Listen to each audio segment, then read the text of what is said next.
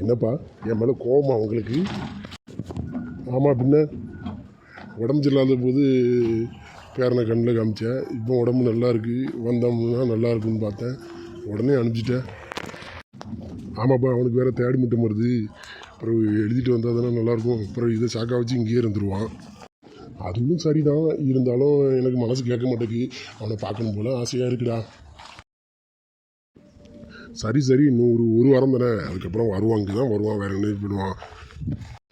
இருந்தாலும் எனக்கு ஏதோ உள் மனசு ஏதோ சொல்லுடா, அவனுக்கு ஏதோ ஆன மாதிரி எனக்கு ஃபீலிங்காக இருக்குடா. ஆமாப்பா, சொல்ல பண்ணுறேன். சொல்லல, நேற்று கீழே விழுந்து கை வேற அவனுக்கு லைட்டாக பிசங்கி இருக்குப்பா. அப்படியே எங்கே விழுந்தான்? நம்ம தங்கச்சி வீட்டுக்கு போயிருக்கான், அங்கே விழுந்துட்டான். எங்கேருந்து விழுந்தான்?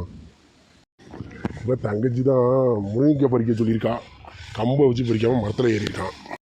அட சோப்பலாங்கி பையன், முருங்கை மரத்தில் போய் எவனாவது ஏறுவானதா? ஏன் இப்படி பண்ணான்னு தெரியலையே. அதான் தெரியலப்பா, எப்படியோ ஏறி கீழே விழுந்திருக்கான். அப்புறம் அவன் ஹாஸ்பிட்டல் கூட்டு போனாலும் அவனை கூப்பிட்டு போயிருக்காப்பா. சரி, இப்போ பரவாயில்ல என் பேரன்னு? ஆமாப்பா பரவாயில்ல, பரீட்சைலாம் எழுதிட்டானா, இன்றைக்கி தான் கடைசி பரீட்சையான்.